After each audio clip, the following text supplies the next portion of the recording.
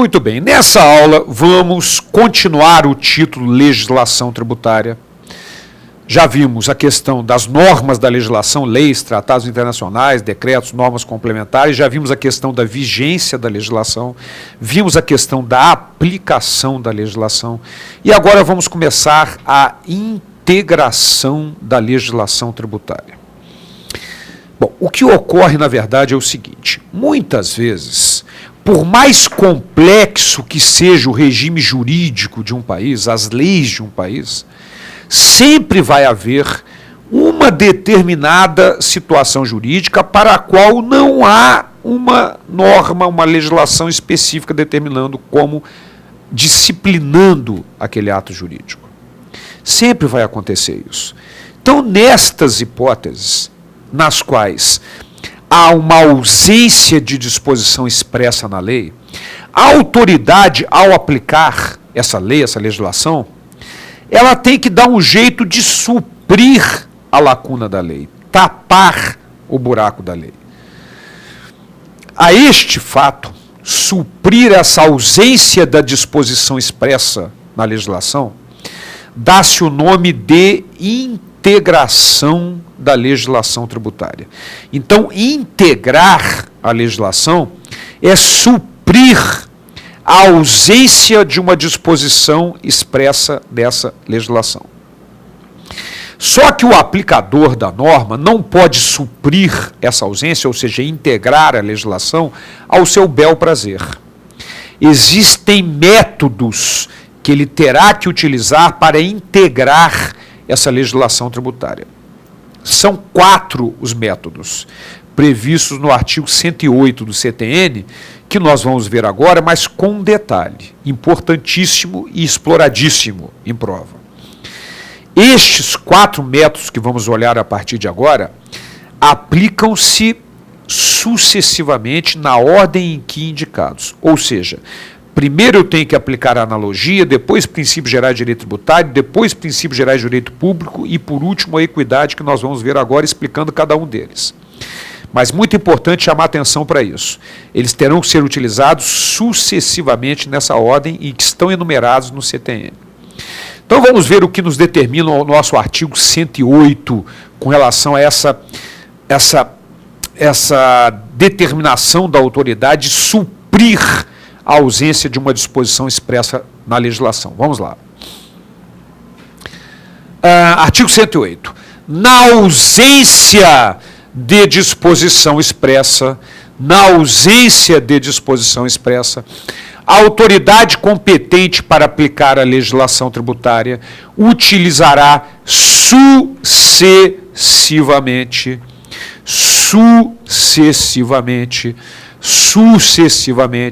na ordem indicada.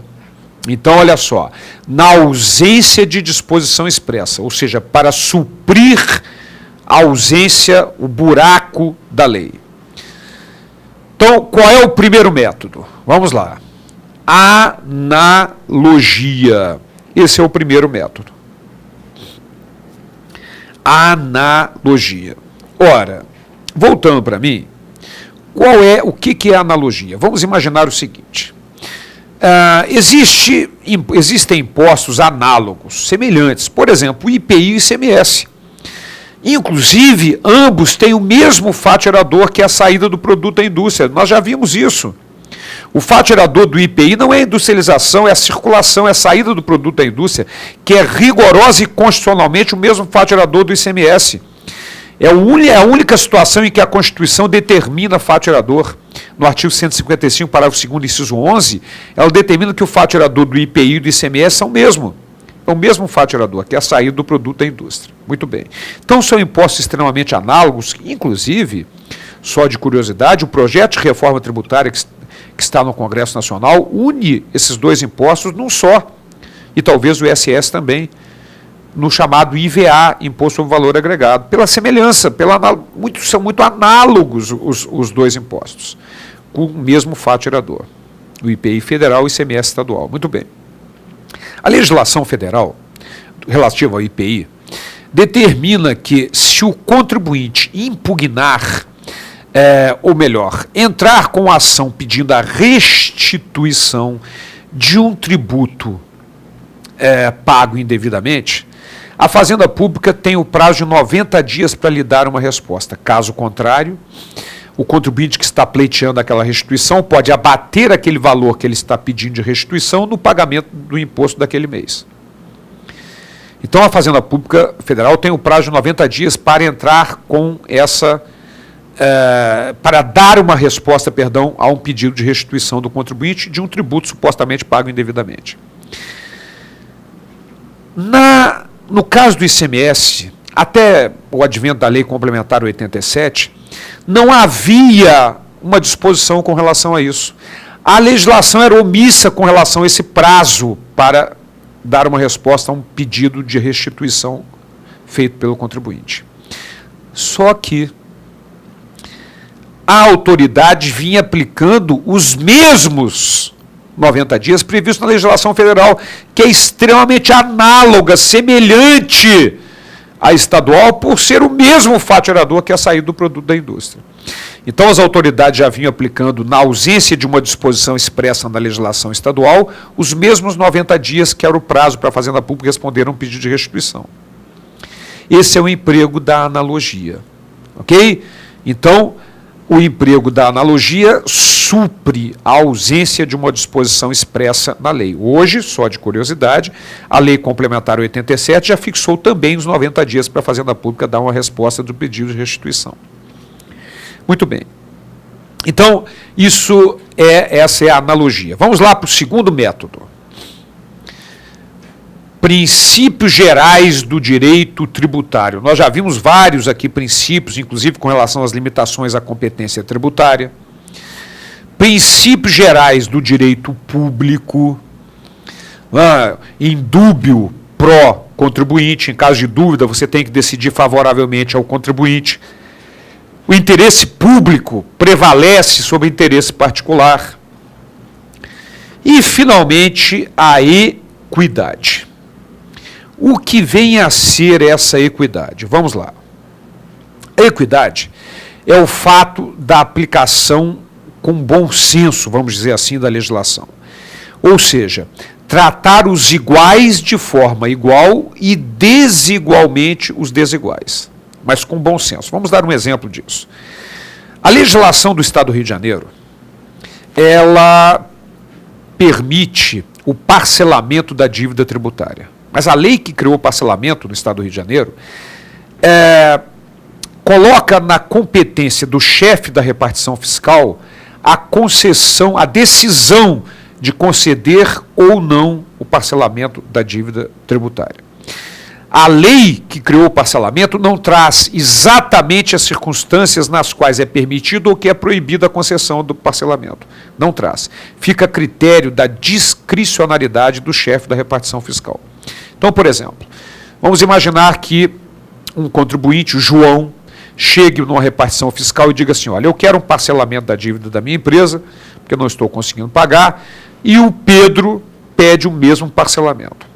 O chefe da repartição fiscal vai olhar a situação da empresa do João e vai ver que ela sempre pagou os tributos normalmente, sem atraso, mas que há uma obra pública na rua em que está localizada a empresa do João e que simplesmente acabou, reduziu a quase zero a movimentação dos clientes. E ele entrou em dificuldade em função disso. E vai ver que a empresa do Pedro sempre está atrasando o pagamento de tributo, e aí com tudo atrasado, vai entrar, quer participar de uma licitação, pede um parcelamento, paga uma parcela, consegue uma certidão positiva com efeito negativo para participar da licitação, depois para de pagar de novo, depois novamente. E vai ver, portanto, que as duas empresas não estão em situação equivalente. Diante disso, na medida em que há uma ausência de uma disposição expressa na lei determinando em qual circunstância ele tem que conceder ou não o parcelamento, ele vai utilizar a equidade, ou seja, vai dar um tratamento diferente para as empresas, vai dar o parcelamento, conceder o parcelamento para a empresa do João e não conceder para a empresa do Pedro pelas circunstâncias que eu acabei de comentar. Então, a autoridade, diante de uma ausência de uma disposição expressa na legislação, ela aplica a equidade para suprir essa ausência. Então, são estes os 4 métodos: analogia, princípios gerais do direito tributário, princípios gerais do direito público e equidade. Mas com um detalhe importante nos 2 parágrafos do artigo 108. Vamos conhecê-los. Parágrafo 1º do artigo 108 do Código Tributário Nacional. O emprego da analogia não poderá resultar na exigência de tributo não previsto em lei. Ora, voltando para mim, essa observação é absolutamente, totalmente desnecessária e descabida. Lógico, nós já sabemos pelo princípio da legalidade do artigo 150, inciso 1º da Constituição, pelo artigo 97, inciso 1º e 2º do CTN, que somente a lei pode instituir tributo, exigir tributo. Então, não pode a autoridade, por uma questão de analogia, de situação semelhante, exigir um tributo, absolutamente. E o parágrafo 2º, vamos lá conhecê-lo. Determina que o emprego da equidade não poderá resultar na dispensa do pagamento de tributo devido. Ora, minha gente, o que significa isso? Lembra da história do João, que tem a empresa sempre pagando os tributos normalmente, que em função de uma obra pública na sua rua, ele está numa situação financeira difícil e deixou de pagar tributos, e do Pedro, que vem sempre deixando de pagar, a situação irregular na empresa dele. A autoridade concedeu o parcelamento para a empresa do João e não concedeu para a empresa do Pedro. Será que essa autoridade, na ausência de uma disposição expressa na lei, pode achar que a empresa do João está numa condição tão difícil e, através do emprego da equidade, dispensar o pagamento do tributo devido? É evidente que não. Pode parcelar, como a lei determina, mas não dispensar o pagamento do tributo devido. Então, são os 2 parágrafos do artigo 108 importantes. O emprego da analogia não poderá resultar na exigência de tributo não previsto em lei, uma observação lógica absolutamente desnecessária, mas está lá. E o parágrafo 2º, que determina que o emprego da equidade não poderá resultar na dispensa de pagamento de tributo devido. Por que eu chamo atenção para isso? Porque de penalidade pode. A penalidade sim. Não é? Por exemplo, nós, na esfera federal, o Conselho de Contribuintes pode propor ao ministro de Fazenda, que vai decidir definitivamente, que através do emprego da equidade seja dispensada o pagamento da penalidade devido. Isso pode acontecer. Da penalidade, mas tributo não, em função do artigo 108, parágrafo 2º do CTN. Mas eu quero ainda chamar atenção para um fato aqui. O artigo 108 do Código Tributário Nacional, que aplica-se nessa situação que está suprindo uma ausência de uma disposição expressa, esse artigo 108 tem algumas questões importantes ainda em nível jurisprudencial que nós precisamos conhecer. Certo? Vamos adiante aqui para a gente fazer alguns comentários. Vamos lá.